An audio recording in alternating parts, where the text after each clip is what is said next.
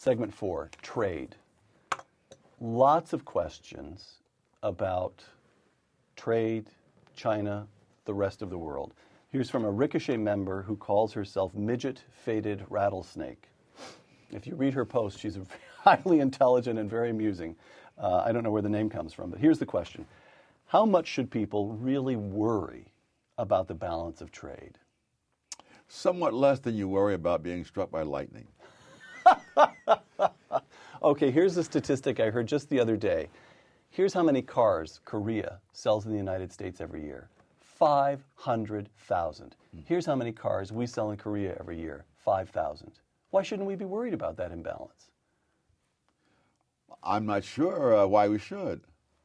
Obviously, if the Americans were Americans forced at gunpoint to buy these cars from Korea? Clearly not. No. So no problem. I don't see why third parties should concern themselves about it.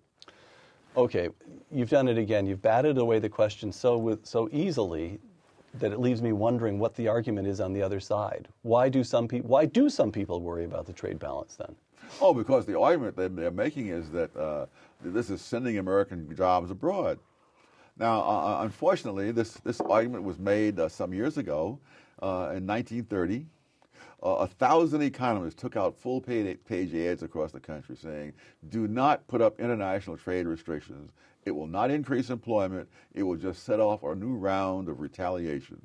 It was one of those wonderful things in media, like it was a bipartisan effort. The Democratic Congress wanted to pass the Smoot-Hawley tariffs, and the Republican president signed it into law.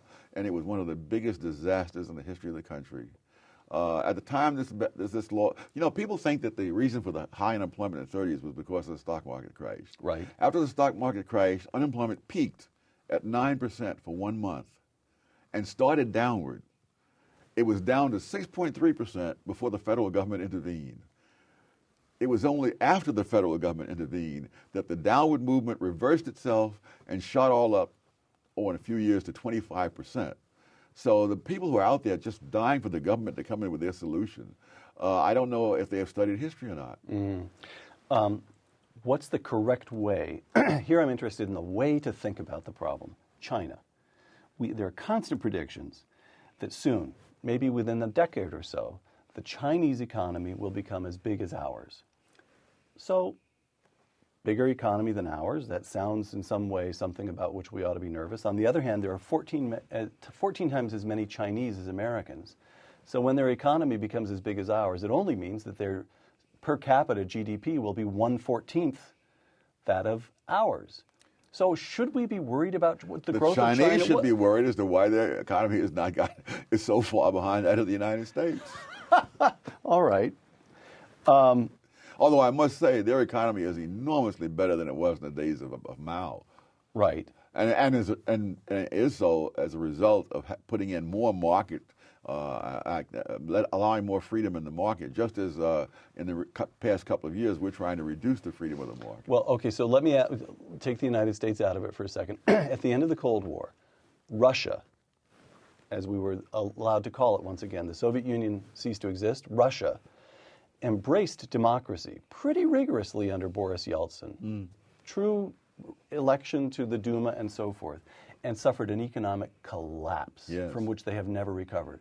China embraces the markets to a limited extent, but still a very extensive extent, but refuses to touch democracy, refuses to permit political freedoms, and experiences this period of some 2 decades now of economic growth, unparalleled really for a country of that size anywhere at any point in human history. So what does that tell us about the connection between democracy and economic growth? We Americans like to talk about democratic capitalism as though the two are somehow intertwined. Are they not?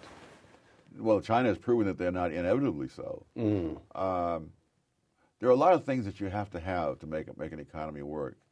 First of all, you have to allow the market to work. And in Russia, when the new capitalists were simply the old communists who had taken over the industries, you didn't have capitalism in the real sense of the word. You had what some have called crony capitalism, and you had people who disappear off the streets when they, get in the way of what the government wants to do. So it's really, I think, sub-Rosa fascism Fascism being different from socialism in that the private ownership is there, but the government tells people what to do. And what about China? Do you believe that they can continue to sustain high economic growth rates without some semblance of democracy, without beginning to open up political freedoms? Can they? I think they are doing some of that, and particularly as you get larger and larger numbers of people who are successful in the private marketplace and who then begin to have influence, and as the old guard dies out, I think, but it'll be a very slow process. I mean, I wouldn't hold a stopwatch on it. All right. From China to Europe. Here in the United States, nobody would start talking about the threat to the dollar as a currency if Texas experiences a high growth rate and Michigan experiences high unemployment and manufacturing decline. Nobody talks about that as a threat. But in Europe, we see that the troubles in Greece and Ireland and now Spain and Portugal are being talked about as a threat to the euro. Why? Because they're trying to create something that a country would create in a situation where you have sovereign states. And so you can't have a common currency and then have each government go off on its own little tangent, because they'll end up in situations where that common currency is threatened because of what someone did in Greece or Spain. So do you consider the euro untenable over the longer term? I don't know, but because people can always change their policies, and personally, I never thought it was such a great idea. What would you have done instead? Just permit? What they've done for centuries. All right. Have each, have Deutschmark, Lira. That's it. All right.